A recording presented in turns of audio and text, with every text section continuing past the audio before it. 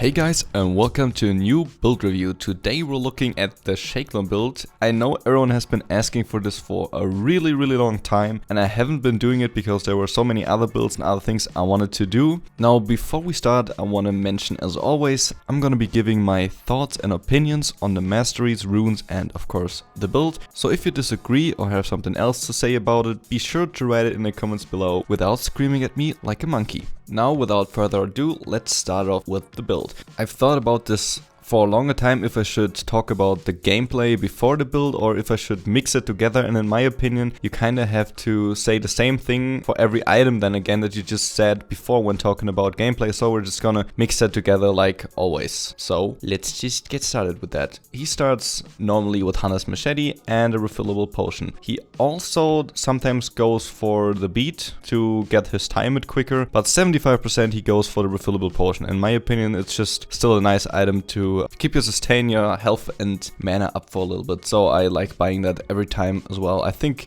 like the only champion where I don't buy it is Warwick, but yeah, he really does not have sustain problems. Now after that, as already mentioned, he goes for time it, like 75% of the build. And as I already said in like a million videos before, it's just nice to clear the Crux and the Toucan camp. Now after time it, he rushes Boots of Swiftness.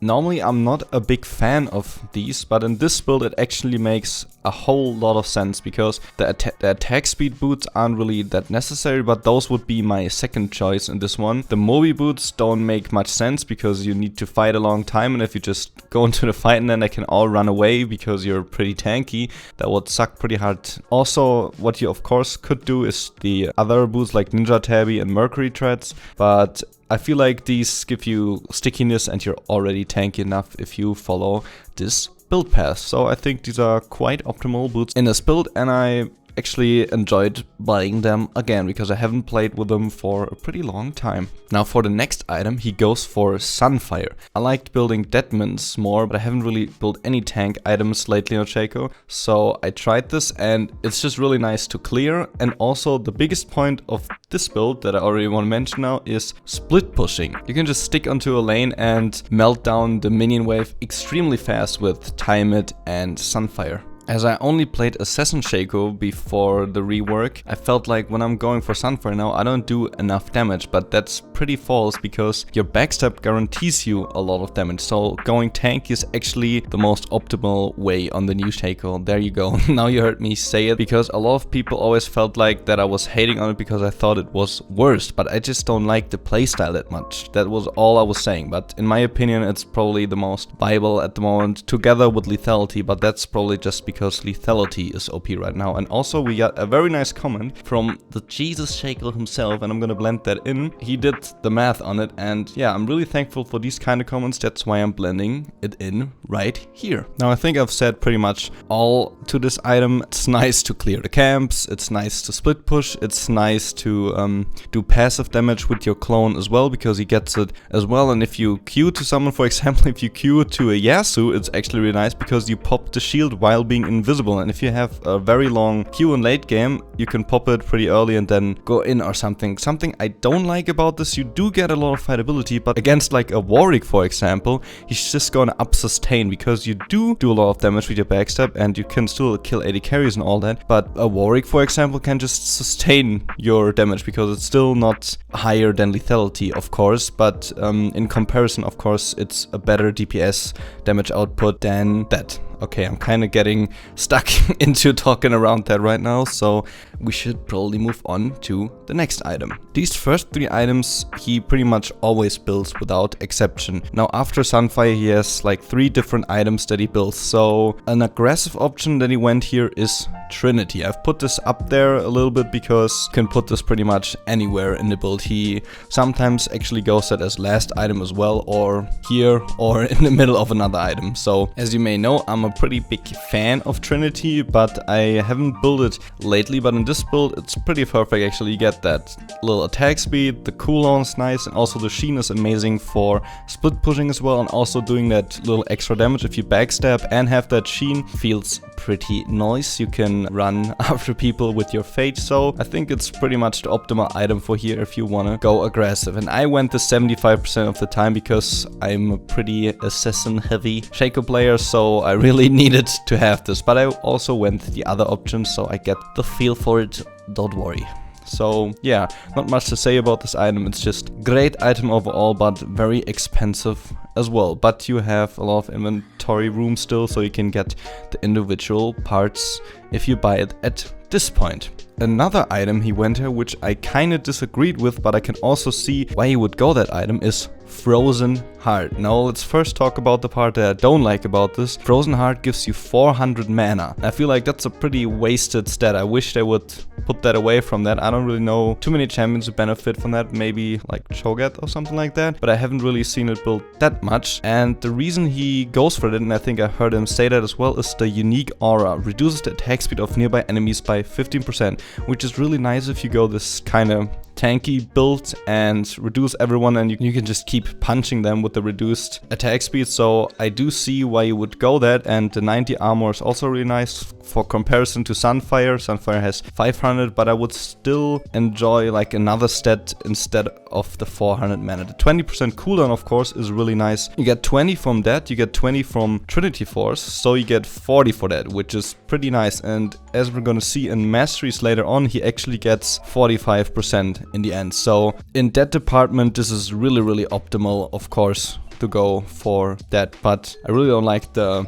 mana stats as already mentioned, but definitely interesting, and I'm gonna try out more with that. But of course, if you're against AP heavy teams, this build path would kind of suck if you would rush Sunfire and after that Frozen Heart. So I'd rather go like something like, if I would have to play tanky, I would probably go for Spirit Visage or the other item that he builds, which is a Guardian's Angel. Now there's not much to say about Guardian's Angel. Gives you mixed stats, magic resist and armor, and of course that one-time cheat death, which is even more brutal on tank Shaco because you already have so much, so you're pretty much guaranteed that you survive a second time if they don't have amazing tank shred and CC, of course, but your Q will probably be up again, so 75% of the time you're gonna get away. Just a very nice and stable item overall, and I enjoy building that. Now this is pretty much his core build. All the items are very expensive, so you're probably not even gonna get that far with this. But if you get that far, there's some options that you can do now. Now the only two other items that I've seen him build after getting all of these is one, a Maw of Mortitus, which is extremely good on tanky champions and of course also on Graves. I just wanted to note that there's like a new kind of tankish Graves build, which is ridiculous if you get a Sterix and a Maw or one of those, and you get the passive from Maw of Mortitus, but we're talking about Shaco now. So if you're really tanky and you pop the passive of Maw of Mortitus, you can like up sustain again, so it's really nice to have that in there. And as I mentioned, if it's a really AP heavy enemy team, you don't want to go Frozen Heart, so that's actually an option that you could go as well, but he normally always goes Guardians, and after that he gets like a Maw or something like that. And the other only option I've seen him build, other than him trying, like he tried like very different builds for some period, but another item that he sometimes went is ZZ Rod. Now a lot of people have been saying to me that it's not that viable anymore, not that good, but from what I've tried, it still feels pretty good to pop that bot lane and then split push top lane. So I don't know about that, and I feel like, I don't know if that happens to you guys, but sometimes when I have my clone out, he just gets random movement speed boosts even when not at void gates or towers. I don't know what's up with that, but my clone was running fast and I wasn't. Do you count as a turret or something like that that makes your clone fast? Because that felt pretty ridiculous. But yeah, I don't know if that was like a bug or something, but that happened sometimes to me. So yeah, of course ZZ Rod gives you mixed stats and the ZZ Rod portal as well that you can put down. I haven't tried too much because, as mentioned, items are so expensive. I don't really get to that point that often, but when I do, I actually like to get ZZ Rod. But that's something you gotta try out for yourself.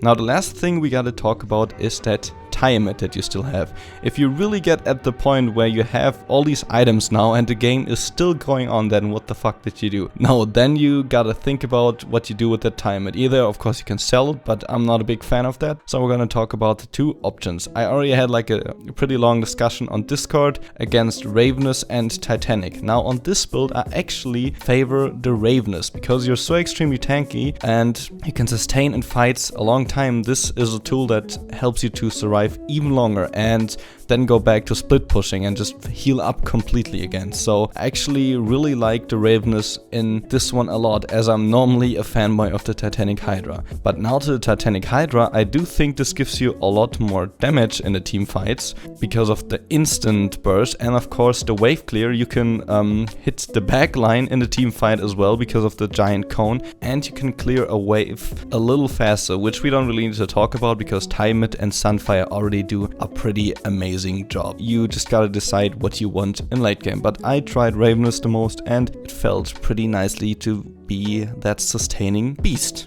So overall about this build, I can say I enjoyed it a lot more than I thought. It felt a little bit like the old Shaco, just go on top lane and split pushing like a madman, and when someone tries to gank you, you just get the fuck out of there again. Even if they CC you or something, you're so tanky you can just get away easily again. I was pretty surprised how much I actually like this build. Now let's go over to the runes and masteries. First off, the runes are extremely basic. They're just the very normal ones. There are 9 attack damage marks, 9 magic resist glyphs, 9 armor seals, and 3 attack speed quints. This is the most basic thing you can do. There's not much to say about it. It's just very stable and normal. I like to experiment more with the runes, but these are always stable. You can't go wrong with these. So yeah, just nice normal runes. Now for the masteries though, he of course still goes for Thunderlord, which is pretty normal, but he also goes for Runic Affinity. I like the Assassin a little more, but the Runic Affinity is nice as well, I guess, but I think that's preference. And in the middle tree, it doesn't go for Greenfather's Gift, he goes for Dangerous Game, which of course, talking about sustain again, if you get a kill as a tank shaker and 5% of your missing health and mana back, that can be quite significant in the fight. And then the other change, he goes for intelligence instead of precision, which is also understandable because if you're tanky, you get to use your abilities a lot more. And we already, if we go the complete pass, we already have 40% cooldowns. So with this, we actually get to the 45% mark, which is pretty radical, I would say. And of course, yeah, there's Thunderlord, and in Ferocity, normal double-edged sword. He doesn't put 1 point into Vampirism, which I feel like is kind of nice because if you're so extremely tanky, you just heal up slowly if you don't get the Ravenous either, which you just get in the end if you have to change something for time. But it's not necessary, but I just like to put 1 in Vampirism. Yeah, just a little nifty thing I like to do. Just wanted to mention it there. This has basically been it. I hope you guys are satisfied now, the million people that have been asking me to talk about this build. And yeah, you've probably been surprised at how much I like it and not hate on it, as I've been talking about it more that I don't like the tanky one, but it is very, very viable and it makes a lot of sense, as I've already discussed before. So yeah, I'm probably gonna play that a little more and split push nicely. Before I want to go, I also want to mention you can still enter the community montage with the highlights. The link is still in the description. I'm working on that right now for the people who are interested in that. And also I stream sometimes in the evening. Link is in the description as well. I hope you're having an amazing day. See ya.